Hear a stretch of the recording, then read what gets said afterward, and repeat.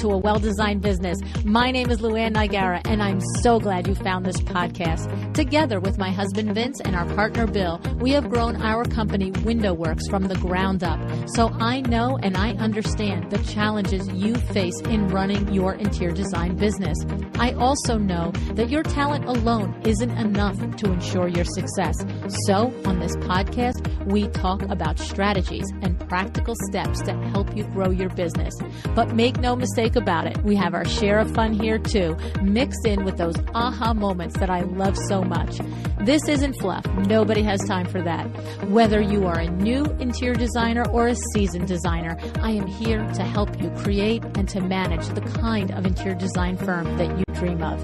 It's straight talk and it's action. Are you ready? Let's get started. Hi, welcome to another episode of A Well-Designed Business. Today on the show, I'm happy to introduce you to Catherine Hersacher.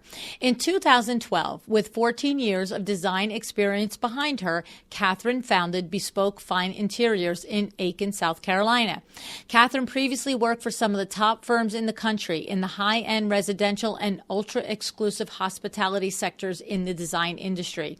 She gained invaluable knowledge in the residential luxury design field in Palm Beach, Florida. Then moving to the Northeast, Catherine joined an exclusive hospitality design firm as an interior designer and specifications manager.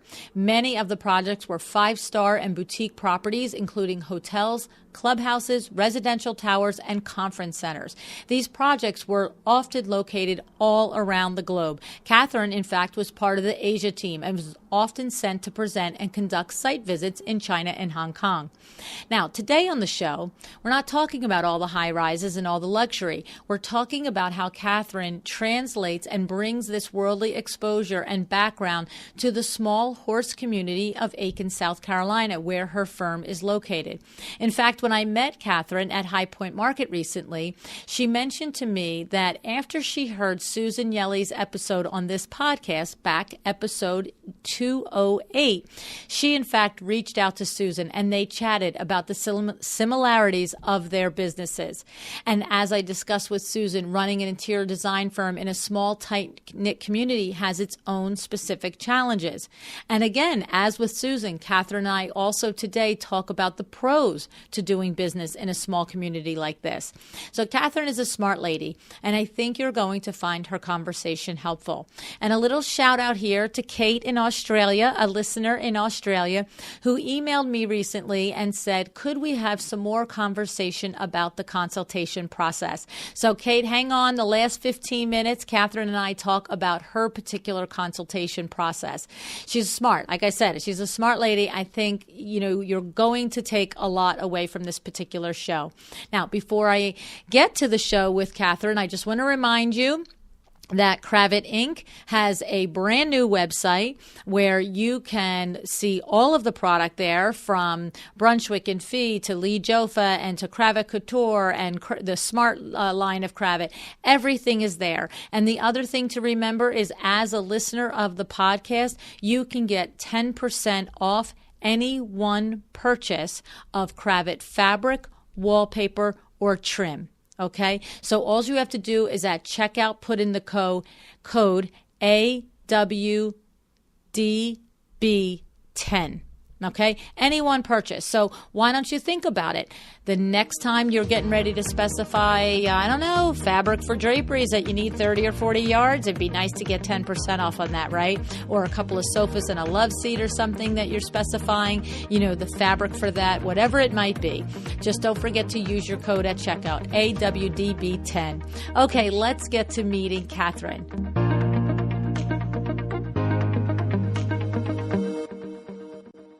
Hi, Catherine. Thanks so much for joining me on A Well-Designed Business today. Hi, Luann. Thank you so much for having me. I'm really excited about being here with you. Yeah, me too. I'm looking forward to this conversation. We met at High Point Market.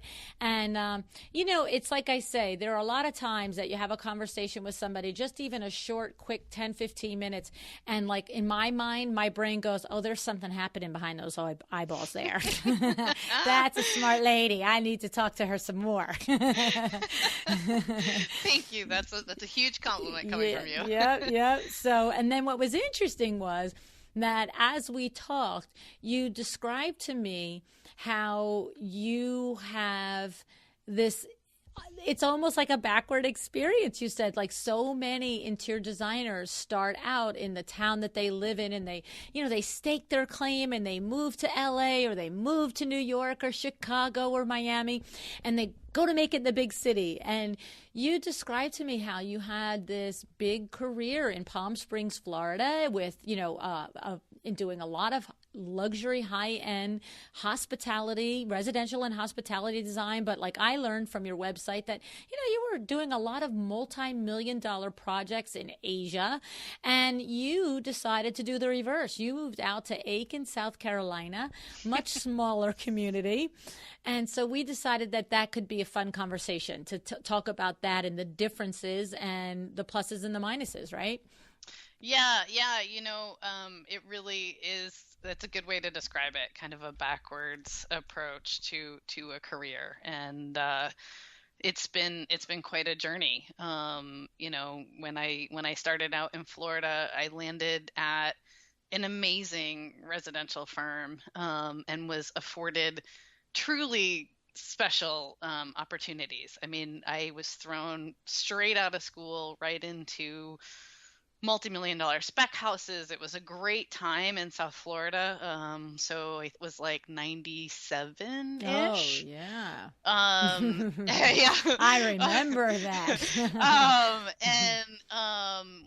The firm I worked for, Jack Phillips Design, we really specialize in turnkey projects. So most of the clients had multiple homes, and we would just be done with the project with everything from their family photos, toilet paper, groceries, flowers, and leave them the key. And it was truly amazing. And then I moved back to New England, and through another funny series of circumstances, ended up at this firm called D. Leonardo International, which at the time was number 6 in the world for hospitality design. Whoa.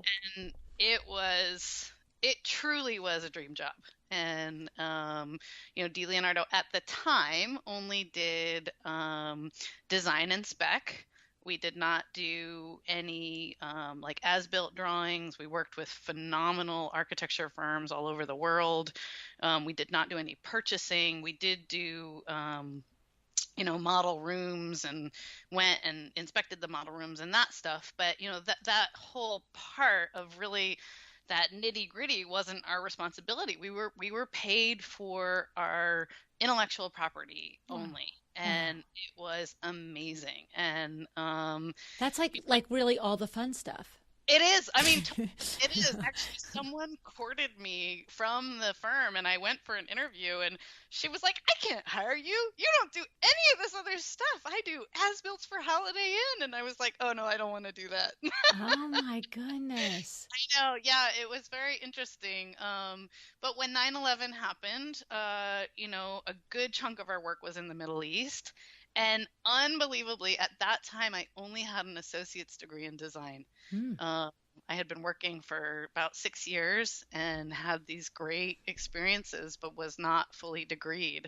And I talked to the ownership at D. Leonardo, and they assured me I would always have a job there. And so I went back to school, and I got an architecture undergraduate degree and a master's in product design, fully intending on going back to work for them, and then ended up giving into my horse addiction and and moving to Aiken, South Carolina.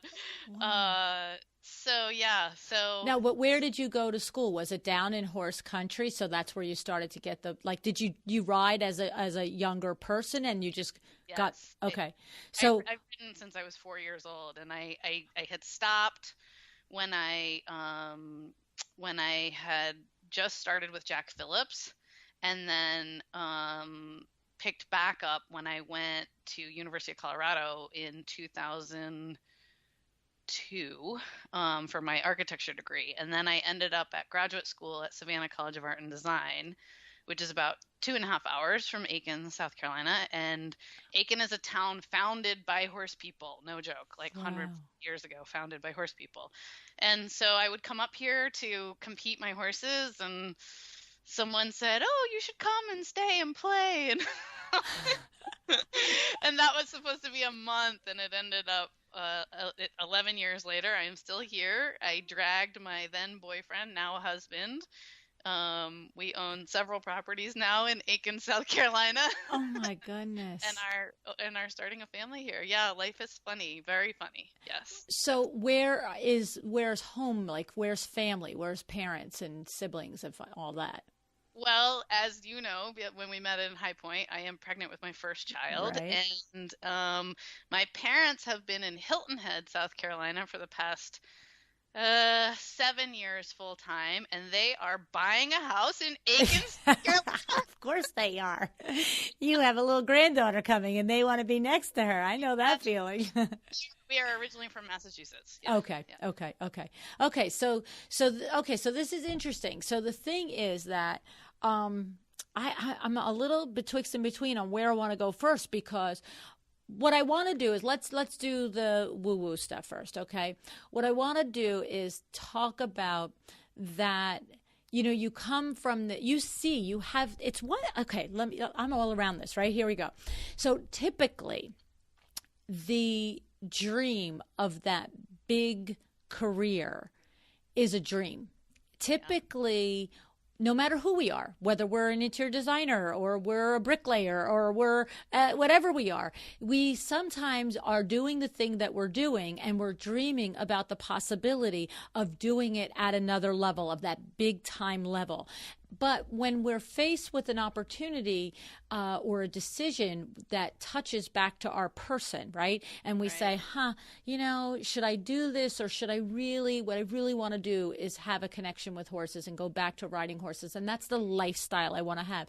It's not often that we've had the other and we give it up. It's almost like much more often it's like, well, if I kept on this path, I could make this killer career as a, big time hospitality designer with this amazing firm and these amazing projects, but I really want to do horses. You actually had it and walked away from it. That's different. Well, I would love to say that it was like this very planned thing. I mean, but I am such a go by my gut kind of person. And I really have had to actually learn how to be a little bit more intellectual with my decision making.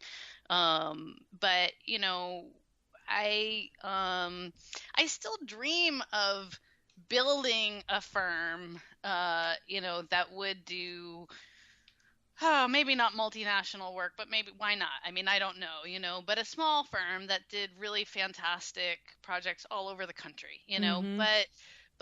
but the truth is that, there are things about working in a small market that have been really special. And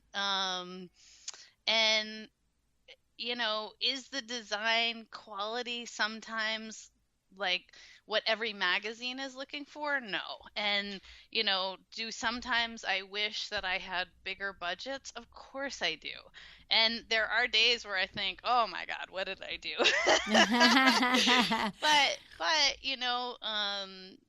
But it's very interesting, and it was a funny thing to walk away from, and I do look back on it sometimes and wonder, if I made the right decision. But I do have a life here that is really, I just feel so lucky that I can do both, right? That I can do services and do good quality design. Right. Well, it's so funny because I just got invited to do something somewhere about talking about like life-work balance. And I thought, come on, there's no such thing. Like, stop.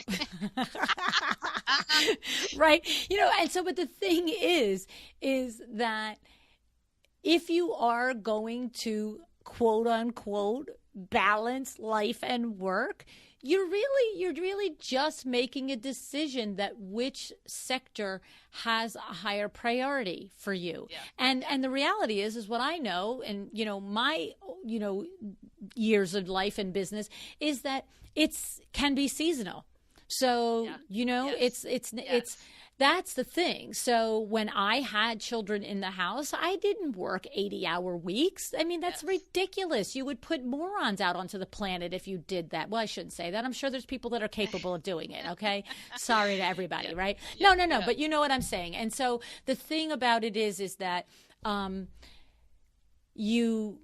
you made a quality of life decision for yourself. That's what you did. You said, you know what? I really want to have time in my life to ride horses, to, have a child, have a family, have a life, and still have a business. And, like you said, you feel lucky that you're able to do all of it now. And who my biggest critic is? You. It's my husband. Oh. And there are days where I have to look at him and say, look, because he of course he's my biggest fan, right? Okay. So he says, you are so talented, you are good at business, you are, you should be blah blah blah blah blah blah blah blah blah, right? And I just say to him, I said, yeah, but I made this choice. This is the choice I made. And and it is a choice, and it is very much I tell people all the time, and young designers all the time, you have to set your limits. Right. And so my limit is now in my non-pregnant world with non-children, I typically get up in the morning, 6 a.m., 6:30. I go out, I do the self-care on my horse, I ride my horse, and I am at work by 10:30. Now, my husband isn't here during the week, so I usually work till 7:30 or 8 at night.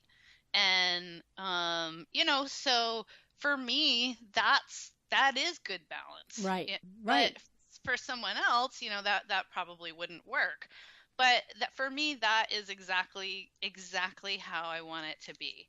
And when he starts telling me, you really should be going after this, and this, I'm not willing to give that up. See, that's what I'm saying. That's what I admire about the decision that you made. It's because, and the layer, what I was saying is having experienced it, and let's be serious. Okay, so let's take this for a second. You said that you did it for 6 years, so you had a level of mastery and skill over it, but you were not at the top of the food chain by any stretch of the imagination. No. Right. Correct. So correct. And to me, what I'm acknowledging on that is that's almost even more of a pull to me. Like if I were like, I really, I had the respect of my, seniors. They respected my work and my work ethic enough to say I always would have a job here, come back after you do your, the schooling that you feel that you need to do. So it's like the carrot was there. You know what I mean? It wasn't like I worked for 6 years in that, really great firm, and I'm not sure if I ever would have made the mustard, but, I did it and it was done. So it's really, to me, on a lot of levels, very, admirable is a big word, but the thing is that you really did have, it sounds like, you said it happened not so controlled or not so planned out, but there had to be a point where you really just looked at yourself in the mirror and said, I want to get up every morning and get on a horse at 6:30 instead of a plane. Yep. Yes. Yeah. Yes, very much so. Yes, yeah. That's exactly how that went. Yeah, awesome. And I love it. That's exactly why I've had someone recently, kind of barking up my tree about collaborating. And, he's always on me about, well, why haven't you gone after this work? And why haven't you gone after this work? And I always say, it's the same thing. I enjoy most of the work that I do for the clients that I do. And, and I have this gem, which is this ability to do both. Right. There are days where I think, oh, and you're not doing either one at a great level. But those days are pretty few and far between. Right. Well, then that goes to what we always say. You can't have everything. I mean, look, one day I'll tell you can have everything, and the next day I'll tell you you can't. It really, it's all levels. You know what I'm saying? It is, and I actually, God, I things go into my brain like an elephant, and I listened to Kelly maybe on your show, actually, Kelly Ellis. Yeah. Talking about her schedule and about how, dictatorial she has to be with, like, she has this time for this and that time for that and that time for that and that time for that. And, and that is kind of how you have to run it, I think, when you're trying to do, more than just one thing, whether it's parenting or riding horses or both of those things or whatever else you're doing, besides design. I do think that it takes a good amount of dedication to, sticking to a schedule. And like, I have to, at one time I had 4 employees here, and they had to leave the office by 5:30. They had to, because I need that time from 5:30 to 7:30 to not answer any questions. Right, to get something done.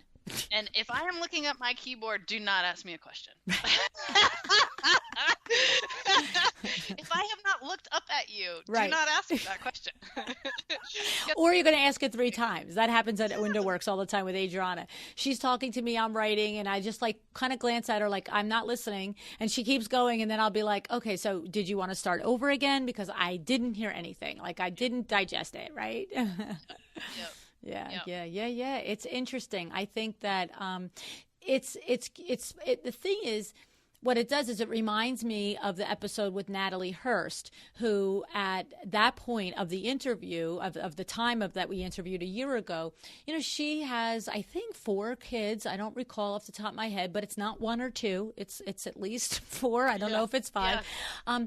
But she just said that she very intentionally has structured her firm so that motherhood is the priority, but she keeps the design business because it fulfills her, because she's good at it, and to keep her toe in the water so that when the years go by and the children all get off to high school and college, she's not like, okay, what the heck happened in the design world for 20 years? But that she's making a conscious choice. I'm sure that it's very similar, like where your husband is saying, geez, you could be designing these major hotels in, Italy.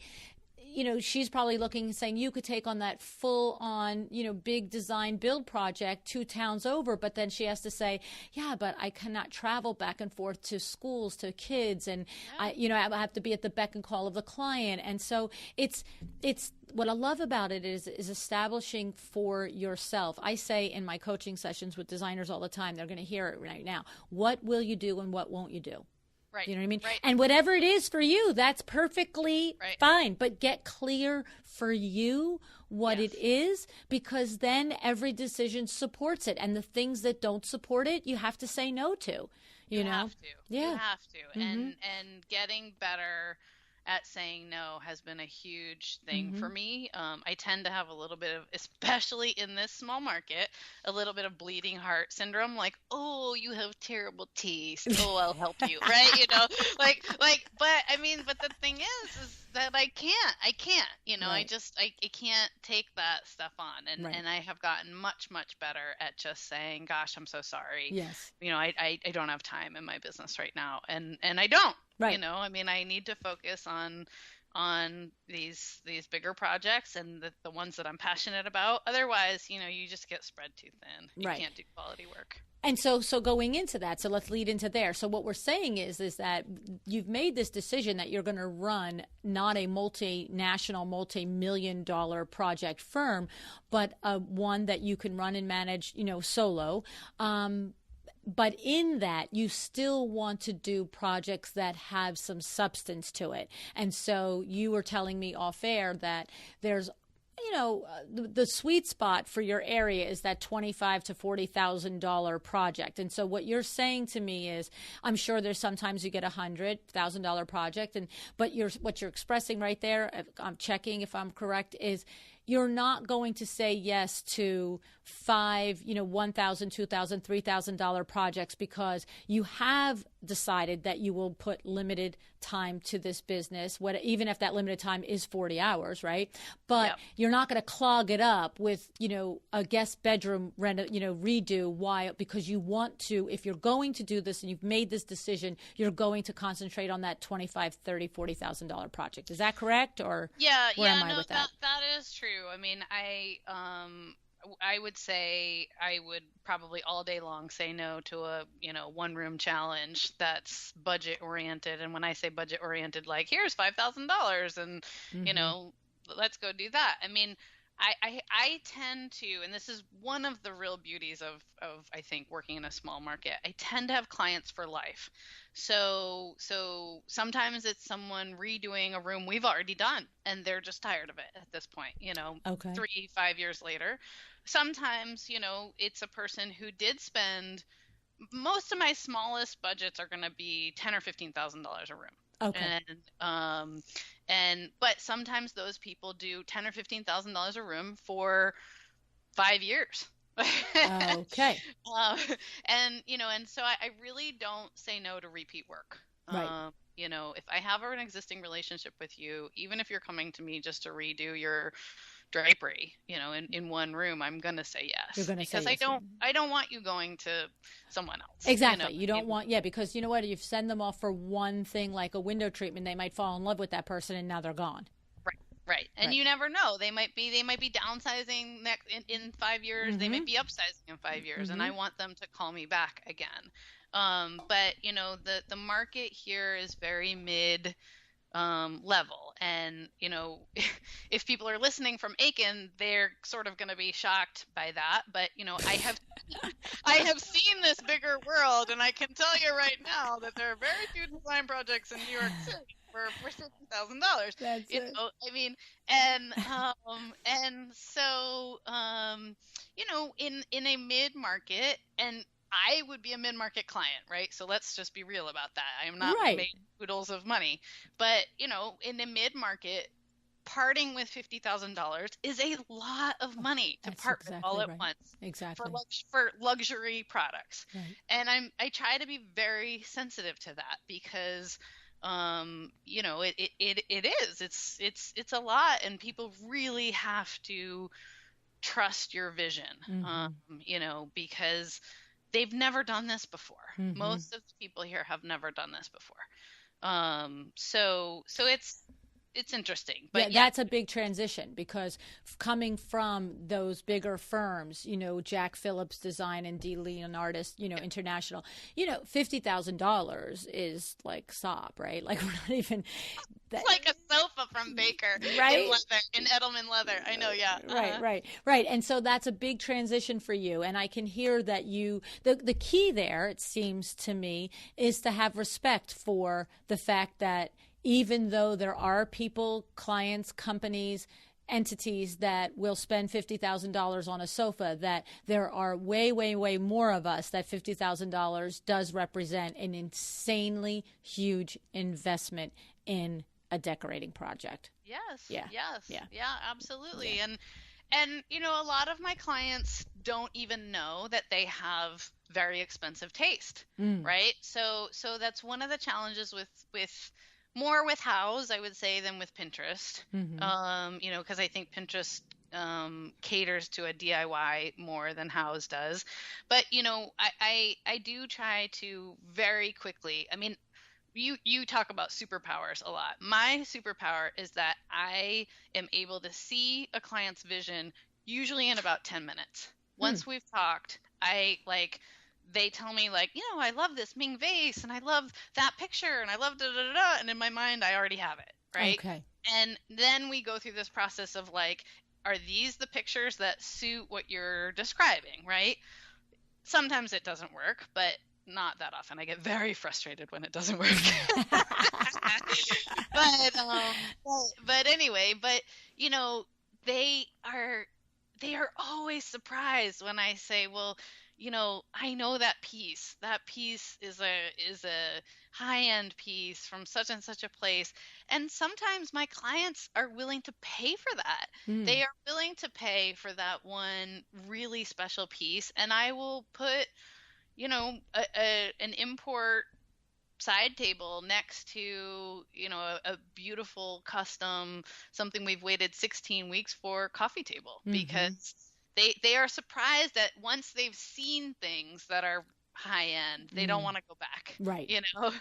And the thing is, it's what in my experience, when I have been training Kim and other people throughout the years, is you can, even if somebody is talking budget, you absolutely cannot decide for them. You cannot spend their money for them. You never know. It's exactly as you just described. Even if somebody says to you, yeah, I thought I would like a coffee table and I saw it in this magazine and here it is and I love it. And then you look at them and you're like, that's a $12,000 coffee table. There are 9 people that will go, oh, forget that. Could you find the look like at Home Goods, right? But there's that one person that will go, really? Yes. 12,000? Yes. Well, what will the rest of the room cost? Because I have this much to play with. You know what I mean? And they just might want it so much that that one piece they will stretch on in order to have it. And you cannot determine for someone else where that moment is going to occur. You know? I totally agree. And I think working in this market with this client, one of the things I love the best about it is what I call kind of like the Rubik's Cube, right? So you're constantly like twisting and turning and twisting and turning and twisting and turning to get this like really high-end look for a budget that, you know, is a mid budget that you're proud of as a high-end designer, right?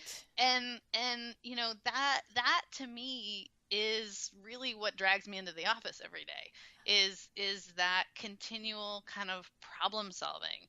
I mean, I always tell everyone has a budget, right? You know, if you have a $10 million house, you're still not going to let me spend $10 million on your decorating, you know? Right. So everyone has a budget, but, you know, trying to get things that like product that you feel good about putting in someone's house and gives that look as if they did spend a lot more money is really, it is like a Rubik's Cube. It's really a puzzle. And I do really love it.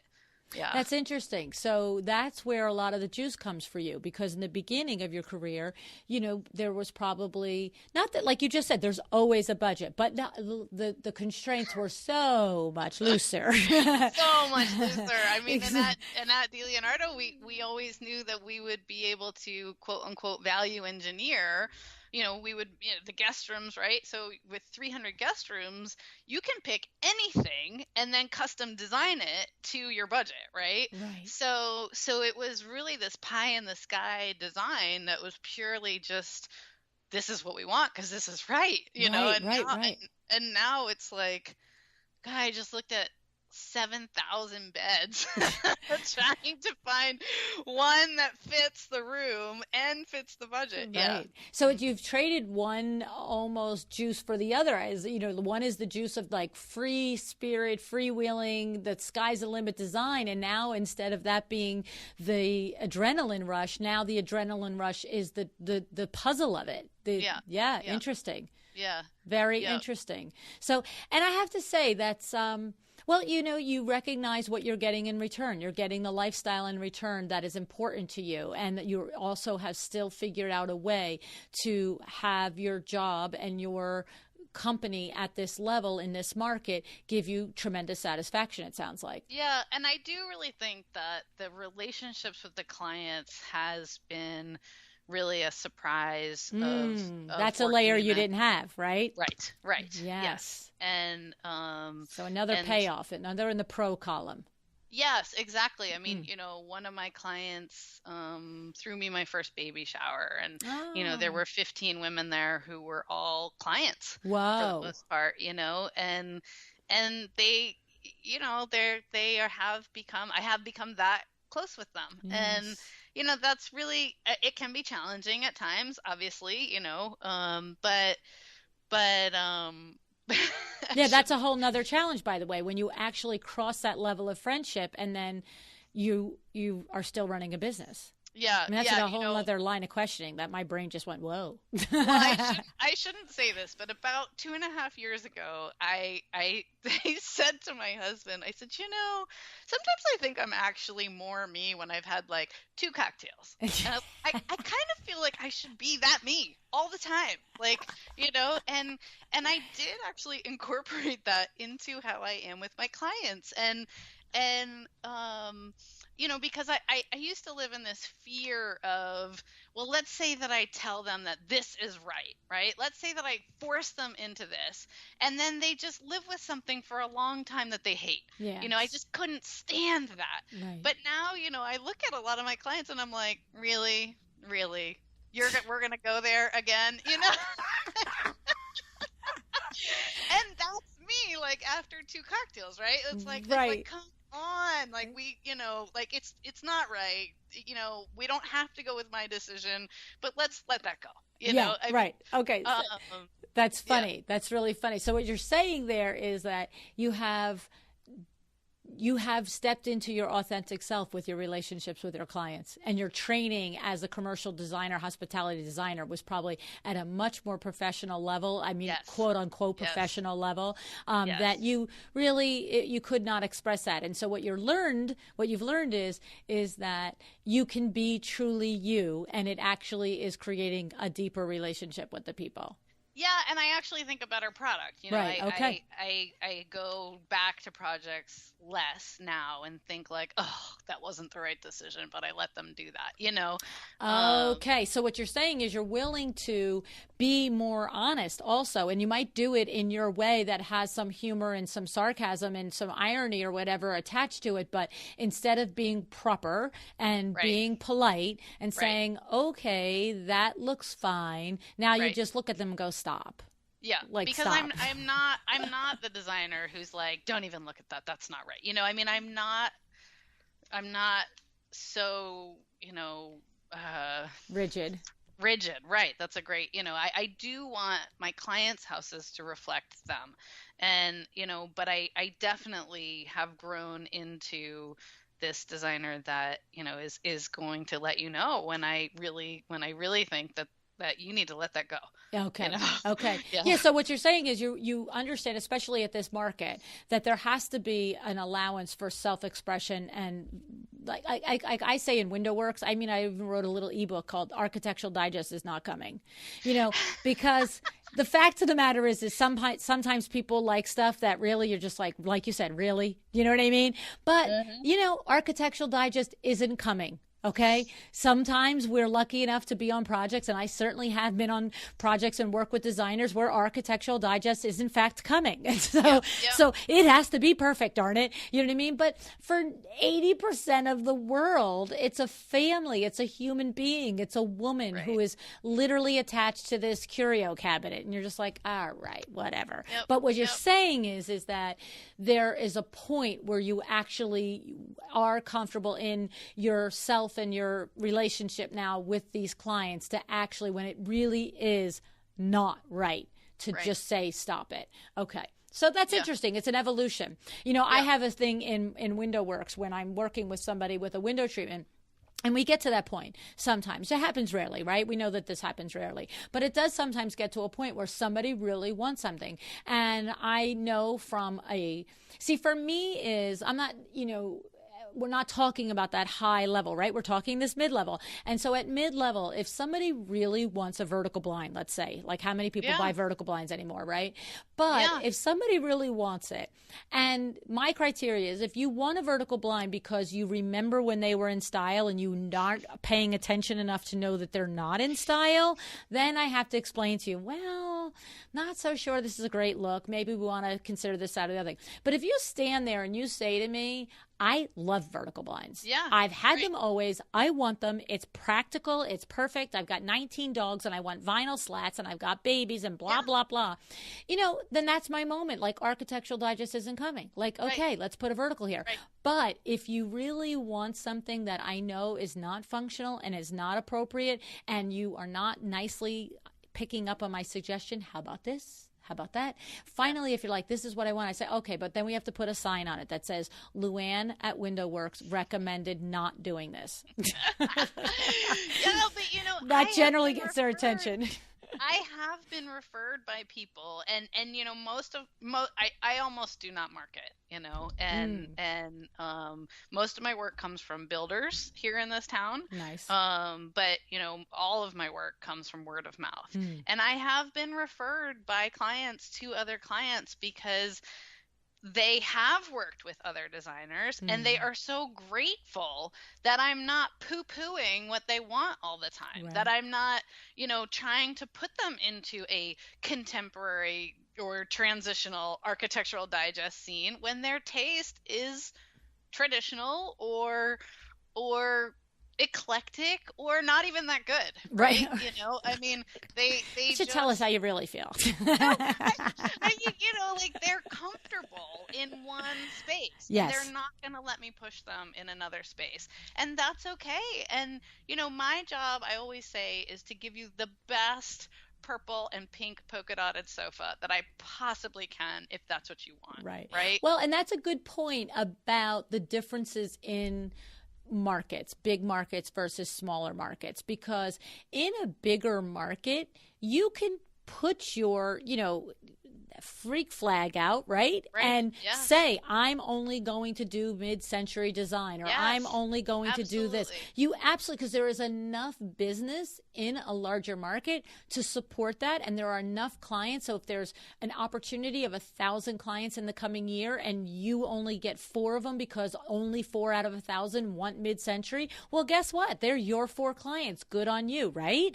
But in a smaller market, that's another challenge that an interior designer needs to be practical about and understand, is that you are going to need to take into consideration, as you just said, all the different types of design styles on top of the no taste design style. Like, you can't just say, I'm only going to do this, because you'll wait how long for the next project that the next client that particularly wants that style. Yeah, and you know, I do take issue sometimes with some of the seminars that happen at big markets and that kind of thing. You know, I know there are a few people who have taglines of like, you know, something about a niche, right? Like that you have to specialize, Well, if I, like, it is just like you said in this market, if I were to specialize in one look, I would not have a business. Right. I mean, I wouldn't. And that is a plus and a minus of a small market. I mean, if you aren't going to be able to insert yourself into a client's taste and give them what they want, I don't think you could survive. I mean, I had an assistant for 2 years who she would pick fabrics, and I'd say, like, have you been to Mrs. So-and-so's house?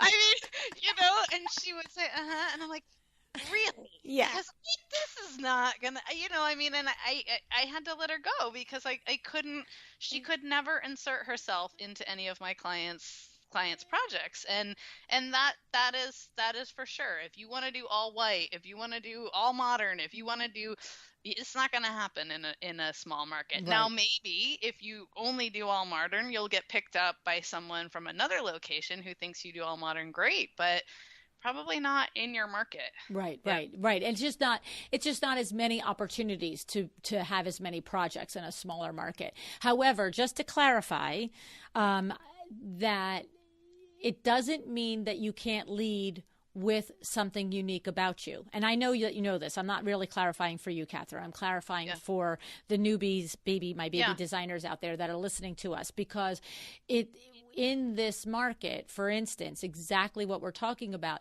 So you, as an interior designer in a smaller market, might not lead with, you know, the thing that makes me different from everybody in this market is that I specialize in all white design.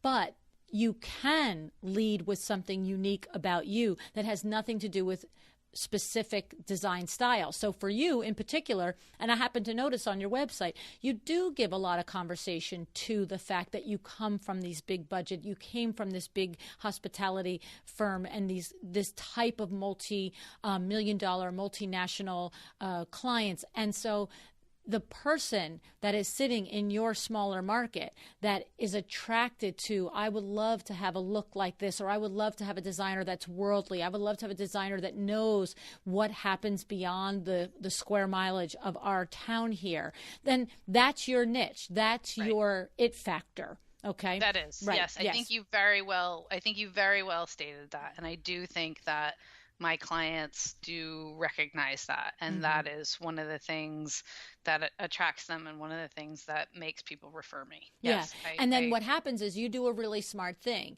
is that you allow them to be attracted by that level of expertise that you come from and that worldliness that you come from. But then when you get there in their small environment, whether it's a big house or a little house, not what I'm saying, but when you get there, you don't then go, and I'm only going to be like this. You then get back down to, and we don't want to say back down to their level, like their level is lower, but you meet them where they are. You, like you said, like, where are you designing that for, sweetie? Like, that's not the fabric for this lady's house. Yeah, exactly. Yeah. But I got to tell you, where it's hardest for me, where exactly what you're describing is hardest for me, is with some of the contractors in this town. And not to say, because I do a ton of new construction work. I do a ton of renovation construction work, where I do all the space planning, all the hard finishes. Sometimes I'm the one referring the contractors, I do probably run up against contractors more often than I do with clients, where I think the contractors feel like I am questioning their expertise, or they're a little intimidated. Brought something to the table where they aren't familiar with. But, when I first came to this town, like, cultured marble was still like a big hot thing. And I hadn't seen cultured marble since I started in Palm Beach, and we were ripping it out of everything, So, that is a challenge for me. I'm definitely going to own that. That is a challenge for me. And I try to not be a bully with some of these people. However, in a very male oriented, arena of construction, sometimes I really do have to be a bully, and it's not something that I enjoy doing, but, I do it for the clients because I want the quality of the work to be better. And, and in my own world, I justify it like, these contractors are better for me pushing them. I was just going to say that. I was listening to your conversation, and I'm saying, and in my mind, I'm saying, and the smart contractor out there, instead of being intimidated and poo-pooing it and saying, who does she think she is? The smart contractor out there allows his or her mind and world to be expanded by this, and says, next level. I love that. I could do that too. And then takes it to the next project, and still does, culture marble if that's what they want in the next house. But there's just learn, be open, right? Right. Yeah. And I have developed relationships with about 4, full-scale GCs, not subs I'm talking about now, where, I really do think they feel that way, and I feel that way about them. I mean, look, I fully respect that I'm asking you to do something you haven't done before. And if you are willing to figure it out with me, then, I'm in your camp 100%, and so I have really good relationships with probably about 4 or 5, and I like doing their work. They like doing my work, and that's fantastic. That's you can't be all things to all people. No. And you know what? If you are, then you're really not, you're compromising something too much one way in something, right? Yeah. Yes. Yeah. You're not the right fit for every client. You're not the right fit for every contractor. That's just how the world goes. Yeah. Yeah. So I love it. It's interesting, and it's just, I guess we probably, like I said at the top of the show, we're so accustomed to hearing the story of the person who went from small pond to big pond because that was their dream. And not that you're the only person to do it the other way. I'm sure there's many of our colleagues listening. They're like, this sounds just like me. You know what I mean? But it's the pros and cons are there. The challenges are there. I love that you have figured out a way basically what you figured out a way is to make your life work. Yeah, and I never thought I would own a firm. Never. I Mm, was always the talent. I was very happy being the talent. I was very happy being an employee. I was a good employee. right. I worked all night long if I needed to, and I mean, but was happy to take vacation. Right, right. And And not worry about the other side of yeah, the business. yeah, and but I will say that um up until now, which I hear parenting is the hardest thing anyone ever does. Up until now, owning my own business really truly was the hardest thing I've ever done. And I stupidly started this business without an inkling of what I needed to do. I had Mm. never been in charge of invoicing. I had never been in charge of Whoa. any kind of bookkeeping, anything. I had never, I mean, no, nothing. My husband Right. just said, "You can do it." And I was like, "Okay." You're the epitome of the E-Myth by Michael Gerber, right? You're the epitome of the technician. Head down creating and Yes. has no Yes. idea what any of the other people in the company need to do. And when you're the owner, you're the other people, by the way. Yeah. Yeah. And so, it's been like I know for sure if everything went to hell in a handbasket in my life and I had to go back to work for a firm, I know for sure that I could walk into a management position and run the socks out of that firm, Hmm. because I had to learn every single piece of this business. And made a lot of mistakes, but have now grown into this person where I'm like, I can do anything. I mean, I have had to learn how to bookkeep and blah blah blah blah blah. I mean, I don't do that stuff anymore. I'm 6 years into this business now, and I finally feel like I have a groove. I actually have hired a company called Designer Advantage out of Mm. Boston. Mm-hmm. And I really am very pleased. I've been working with them now for like 3 months, 4 months, and I'm very pleased in the direction that's going. And I've had to become a business owner, Right. right? I'm not nice to all of my employees all the time. I'm not, I'm not always fuzzy and happy, but at the end of the day, like it is a business. It is Right. not a hobby. Right, exactly right. And so, knowing that the buck stops with you and that you are the business owner, at this point, though, in time, before I ask this question, I want to clarify you are back down to One physically solo, or no, one employee? one employee and Designer Advantage. Okay. Yep. So knowing that you are the business owner and the buck stops with you and you are, as we're speaking, a month and a half from having a little baby girl, what have you how are you going to manage that? What have you thought about? How have you considered that? Are you have a are you planning do you have, okay, I'm taking 3 months off, or I'm taking 3 minutes off, or I'm going to work as soon as I'm like, how are you doing that? I am assuming that I will be pretty much incommunicado for a good 2 weeks. That is that So funny. I Two whole definitely weeks, Catherine? 2 whole weeks, 2 whole Okay. weeks. I'm like, don't bother You me. think you're going on a cruise? Is that Yeah, what I'm this? going on a cruise, and until I get my baby sleeping 12 hours in 2 weeks. No, I'm just kidding. But no, but we are in this amazing digital age. I mean, I am the biggest fan of iPhones. I mean, I just like, and so, you can like answer emails and forward emails. And like, I really, I'm not trying to plug Designer Advantage like crazy, but like, I can forward them all of the bills, and guess what? The bills get paid. Okay. And, Okay. and I had 4 people at one point. I went down to 2.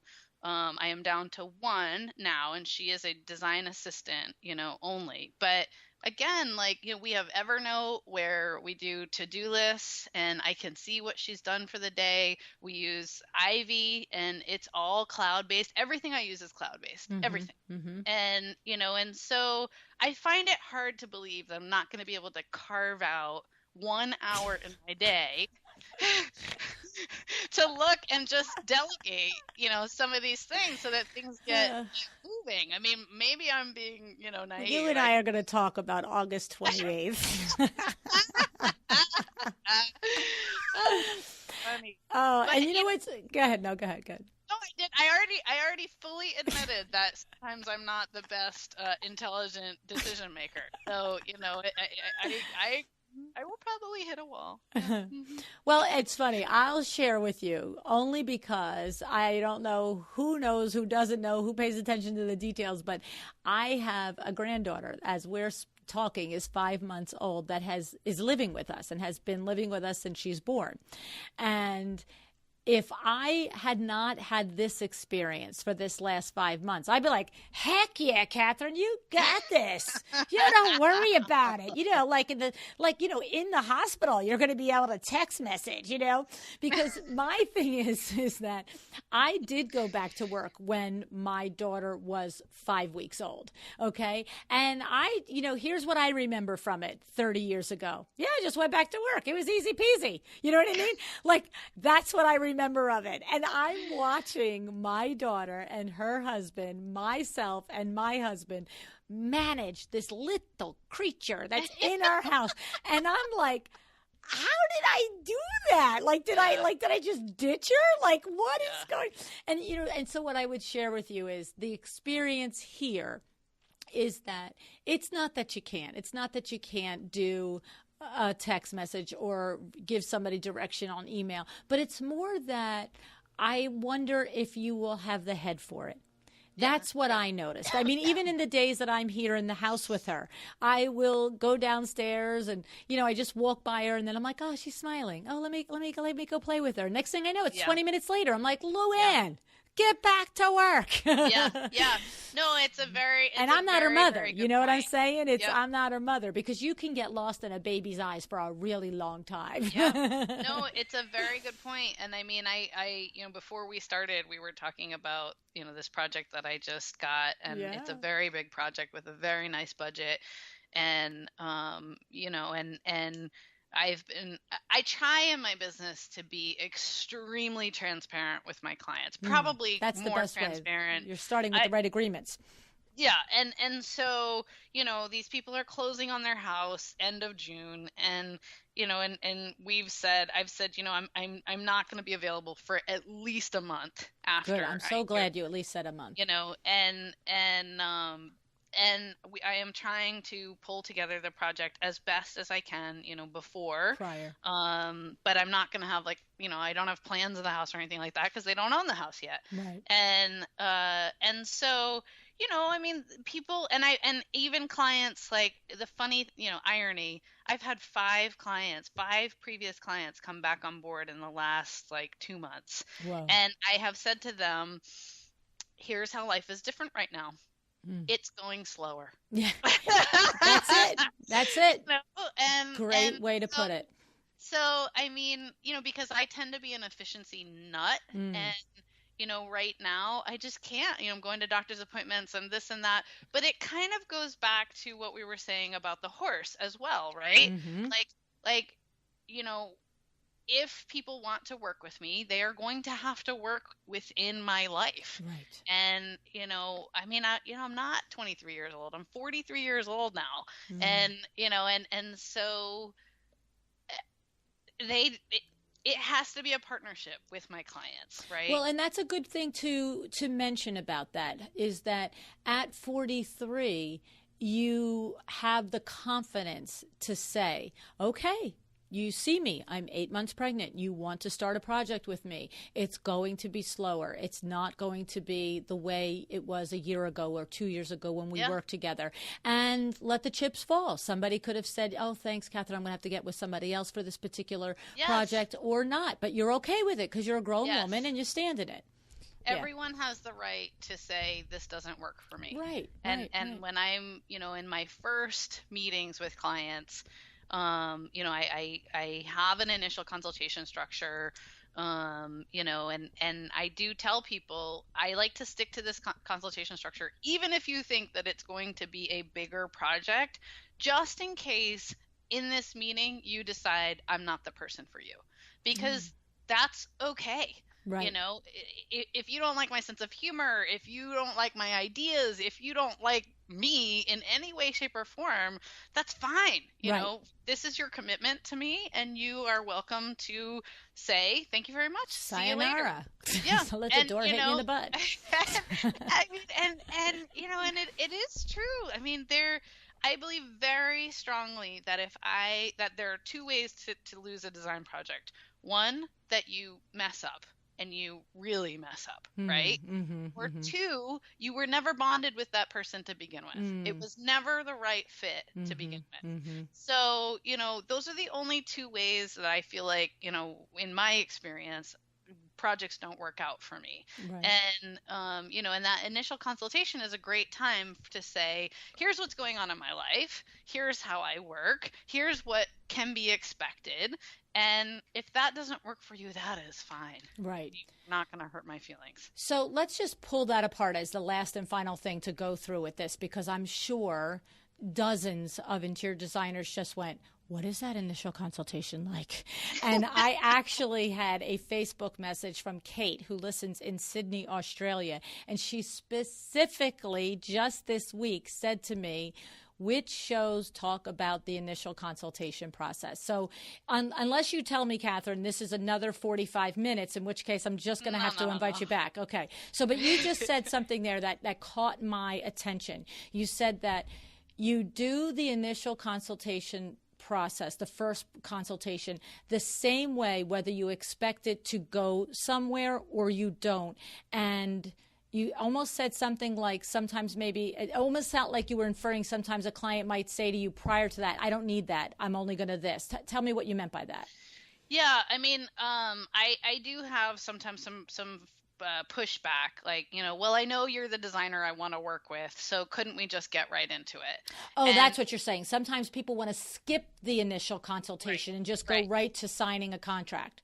Right. Oh, I'm sure lots of people have that problem. and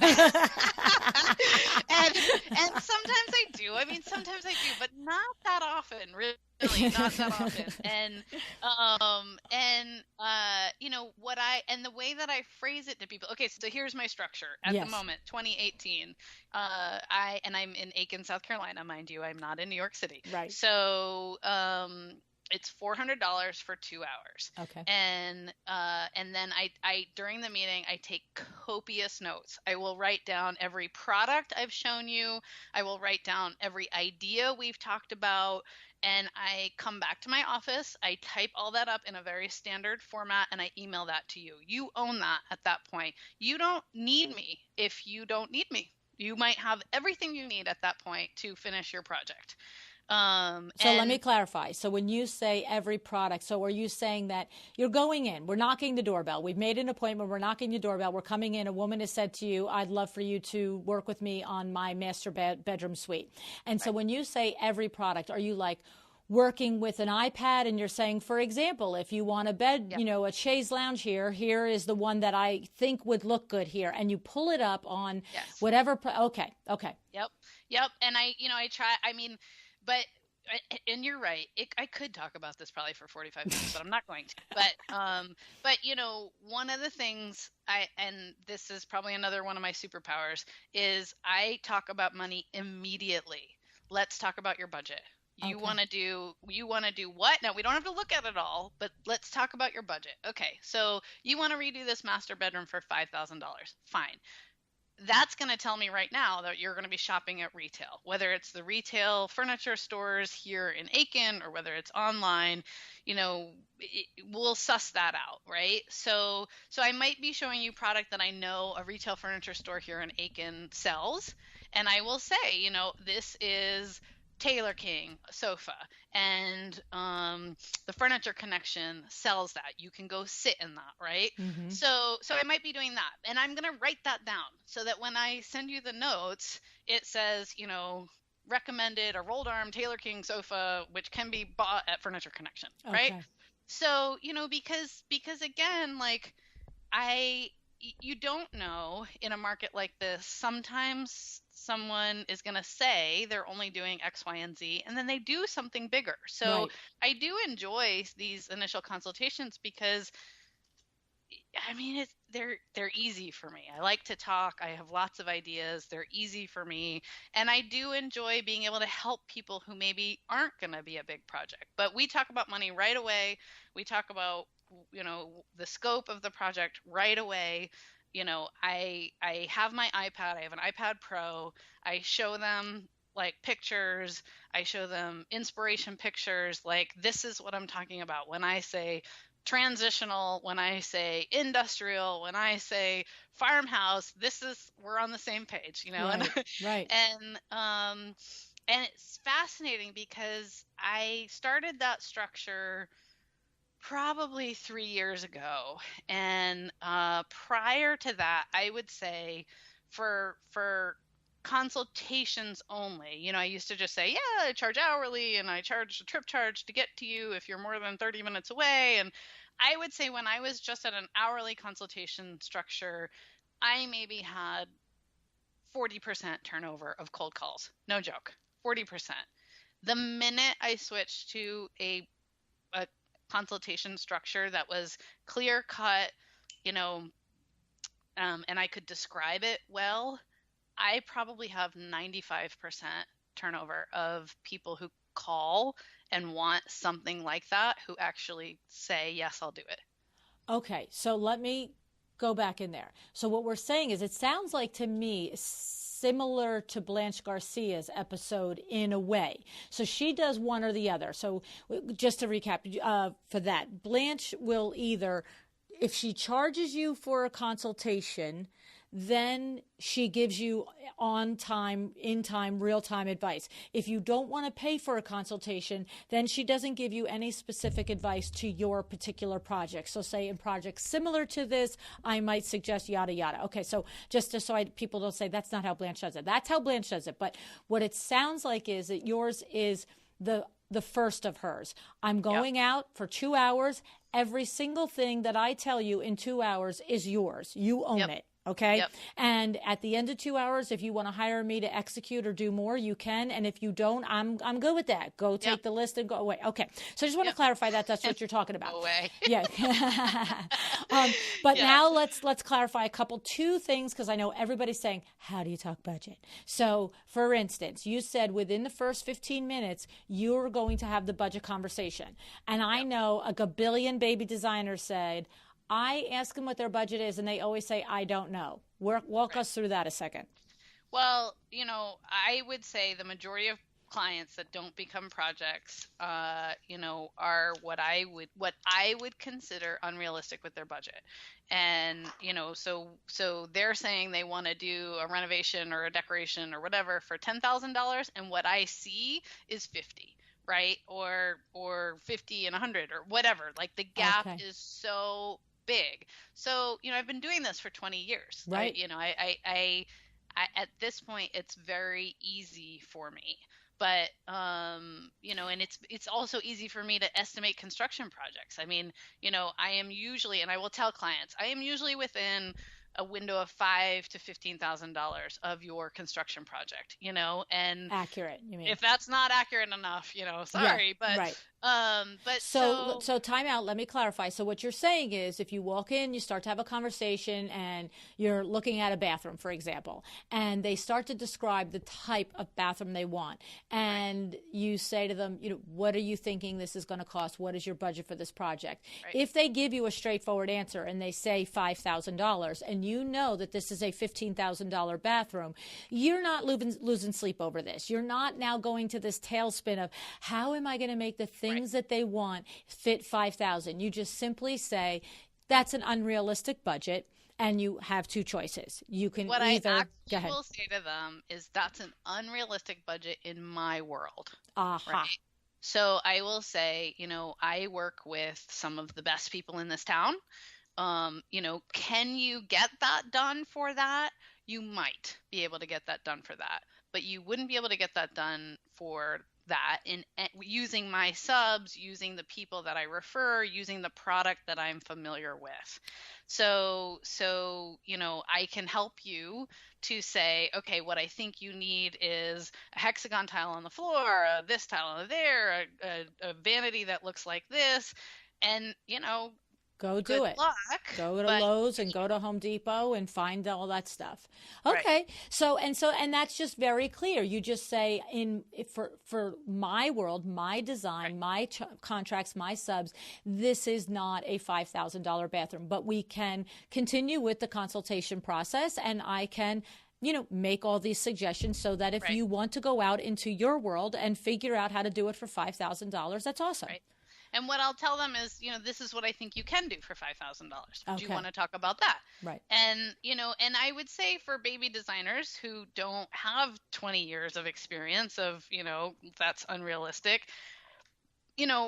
I have gotten where I've gotten now with my experience level by leaning on other experts. So, I do not believe that you can be an expert in everything. I believe to be successful, you need to surround yourself by people who you trust and trust their abilities and trust their commitment to their work. Mm-hmm. So, as a young designer, I would always say to people, I'll get back to you on that. Right. Right. So, right.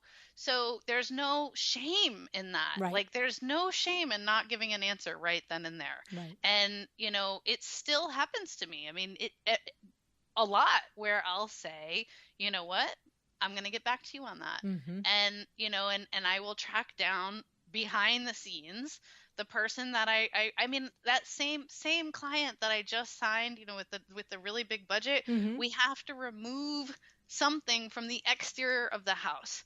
And like they're very unhappy with this cast stone piece that the previous owner put in the front of the house. And I don't know how to do that, but right. of course I'm going to help them find the solution to that, mm-hmm. Mm-hmm. And at that point I won't throw out a number. I will not. Right. I will say, I have no idea. Like right. I said, I will figure out how that's done.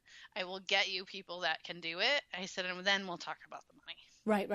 I'll investigate it and let you know. This is, we don't move. And I find people respect that, right. people respect when you say you'll get back to someone and you do, mm-hmm.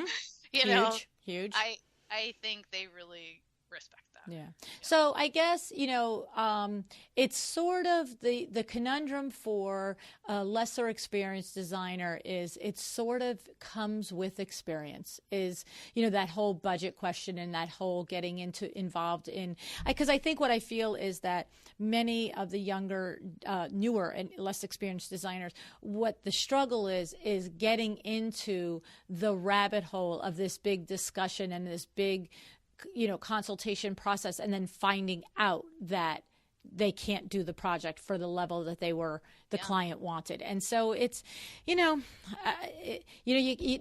no way that you want to just say, hey, in 10 years, you'll know how to do it. That's crazy. Nobody, I'm saying, no, but there is a level too, right? I would say, always over budget, right? Mm-hmm. Like always say, well, get to know some subs and ask. Like in my market, you can't do a tile shower well for less than $8,000. You can't. You just can't. Okay. And so, get to know the subs in your market and get some numbers like that so that you start to know. I mean, that's a construction answer. And then for product, educate yourself on product. I mean, I cannot, with the product that I feel good about using, I really can't do a living room for less than $10,000. And, that's a nice rug from Surya, Safaviya, Jaipur, something like that. It's custom upholstery. I mostly use Vanguard, Wesley Hall, Charles Stewart. It's custom window treatments, drapery, Roman shades. It's some accessories and maybe like one piece of low budget original art, I'm surprised that you think that all of that is 10 grand. I would have said 20, but yeah, whatever. Yeah, no, but I'm just saying, like, that's the minimum. Like, sofa, 2 chairs, rug, coffee table, end tables. But, I'm going to throw in there, like, some side tables from import companies, mm-hmm. maybe a couple of retail finds, mm-hmm. Home Goods, TJ Maxx, Wayfair, something like that. Right. And round it out. So well, the answer is, like you said, you really, for for construction, like you said, what does it cost to put in a granite countertop or a silestone countertop? What does it cost to install a tiled shower? What does it cost to install a hardwood floor in a 12 by 12 room? And you could just sort of, pack those little things into your, little, goodie bag there. And then, like you said, you've got downtime, figure it out. What are 6 sofas that you love? What are the price points of them? 6 rugs that you love. What are the price points of them? And develop your own little budget on imaginary rooms, and then you start to understand how to translate that on the fly in real time in front of your client. But like you said, you can always pad a little in the conversation so that you don't get bit, but also too, you don't have to answer either. Like you said, you can say, okay, so I'm, in your brain, you're thinking I'm brand spanking new at this, and she wants to spend 10 grand on this living room, and I have no idea. But by the end of 2 days from now, after I found a rug and a sofa and a chair and blah, blah, blah, I'll know if the answer is yes or no. Right. Yeah, okay. Exactly. Like, find a clever way to make it look like you're being studious. Let me take down all of your needs and let me get back to you. Let me just... It's hard for me to work off the top of my head. Let me get back to you, and I will put something to it, and then get back to work. Right. I love it. Yeah. No, it's a process. It's definitely a process. There's no question about it. We all have to go through it. Yeah. So this was so interesting, Catherine. I really appreciate your perspective on everything, and the differences in the different ends of the industry that you've worked in, and your appreciation for the way you have carved your life out and the clients that you find in this new life and this new lifestyle there. And I'm really looking forward to talking to you around the end of August. I think I might just hit you up with a phone call and see if you have emerged from baby fog. So funny. I just committed to, yes, I would do something at High Point, in October. And I'm like, oh God, the baby's going to be 2.5 months old. How is that going to work? Oh my God. Well, and you know me, I am all about, you can do anything you put your mind to. This isn't about me thinking you're not capable or you this or you shouldn't. It's none of that. It's just that I've watched it firsthand. The desire is not there. It's like this little person. It's like, what am I, like I said, I go downstairs and, go to get something to drink, come back in between shows, and I could look at Lucy's eyeballs for like 10 minutes. I just stare at her eyeballs and we make faces, and I'm just like, you're burning daylight, Luann. Get back upstairs. Next time we talk, we might be glad it's not video. You're like, Catherine, what are you wearing? You're like, flip-flops and jammies. Exactly. Such a fun face. I'm so glad you asked me to do this, and I'm so glad we got to meet at High Point. Yeah, me too. Thank you so much. I'll tell you what, best of luck to you and your husband and your new little baby-to-be, and I will see you in High Point this October if you decide to keep your engagement there. Thank you so much. Okay.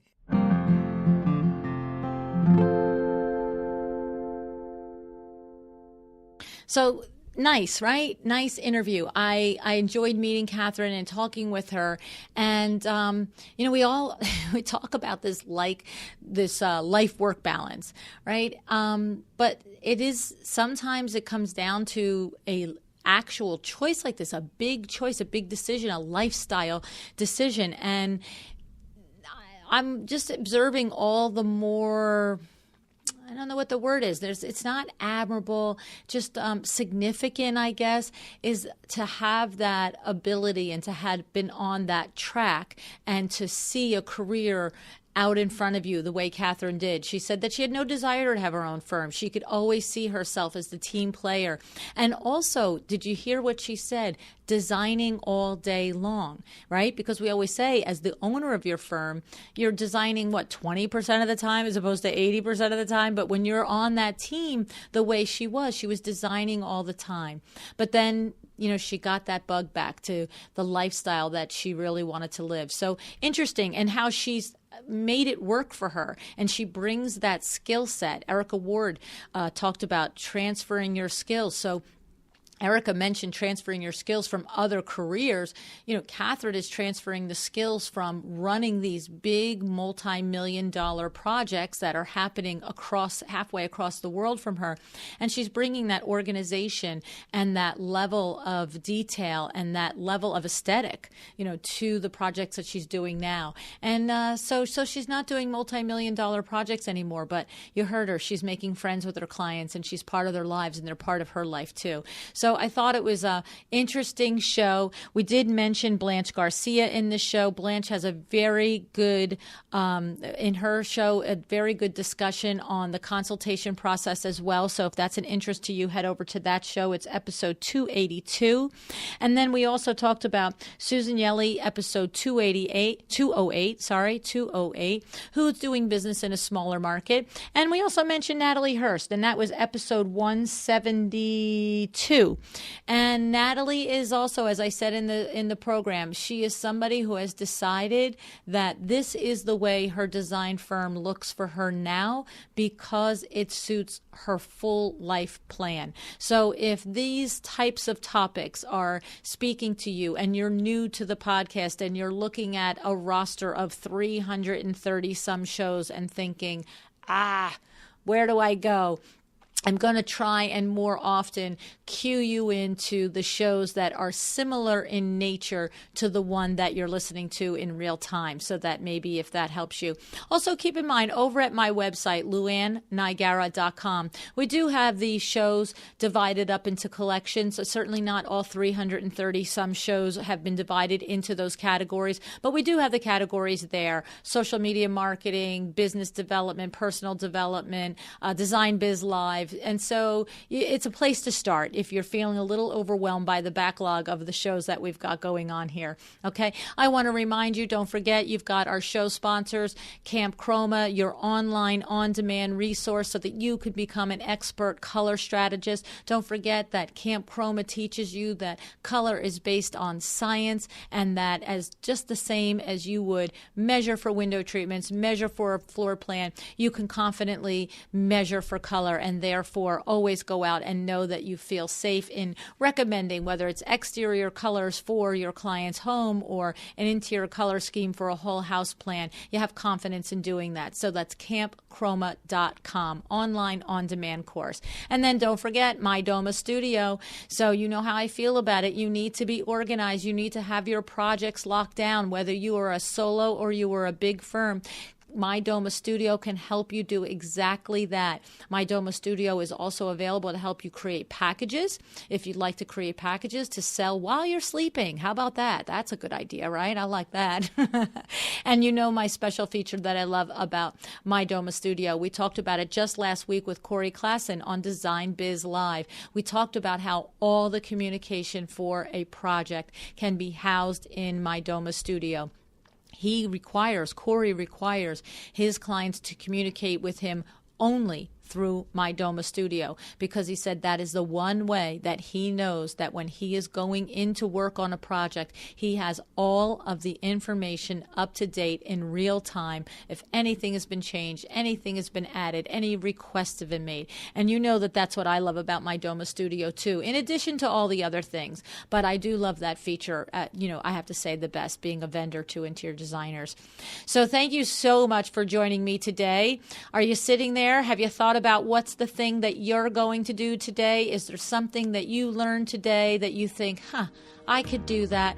I want you to do it. I want you to decide to do it. Take some action, okay? Decide to be excellent.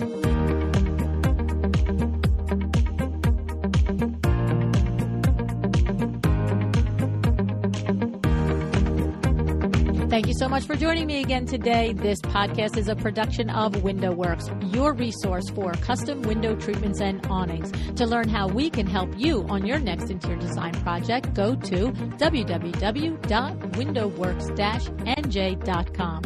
And if you're interested in working with me on your business, either through masterminds or one-on-one coaching, or you want to know how to get my book, The Making of a Well-Designed Business, or you just want to know what's going on in the podcast land and where I'm going to be, all of that is found at luannniagara.com.